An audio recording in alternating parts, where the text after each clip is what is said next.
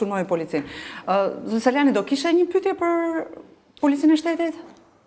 Kam disa pyetje, besoj do diskutojmë mbrapa, por ajo që bën përshtypje në fakt nga besoj për gjithë qytetarët është kjo. O çfarë ruan policia e shtetit që rri aty? Se mund të ikin atë moment, u odhën ato te godina, u shpreh revolta qytetarëve, çfarë ruajnë që rrin atje dhe vendosin risk edhe punonjësit e policisë. Por çfarë bëhet ai kordoni aty? E para, e dyta, çaj nati kishin dhe ka në fakt policia e shtetit me deputetin me Bledionin në Albaten që i turrën ku diun se ishin atje, një tuf me policë për të goditur një deputet përfaqësues të qytetarëve që ishte në punë vetë shumë larg godinës. Pra është një dhunë e cila është jo proporcionale në raport me atë që ka ndodhur. Pse është e pakonceptueshme, domethënë.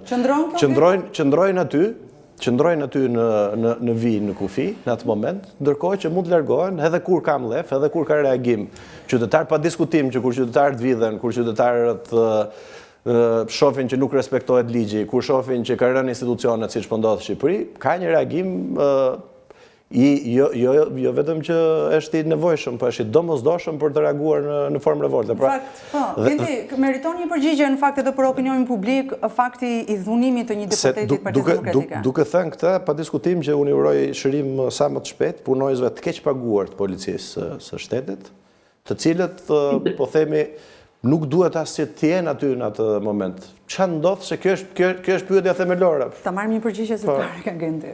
Po Genti, të dëgjoj.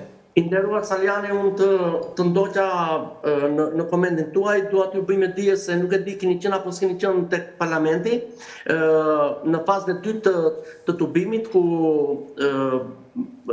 siç e theksuat më parë, sulmi ndaj punonjësve të policisë ka qenë shumë i egër, është ndërprer për disa momente sulmi dhe protestuesit janë larguar dhe janë rikthyer përsëri duke hedhur bomba molotov dhe gjithçka të mundshme, lëndë piroteknike dhe sende të forta në drejtim policisë, saqë gjysma prej tyre nuk mundën dhe të hidhin sepse një çantë lanë aty mbasi ndërhyri policia me shihetës.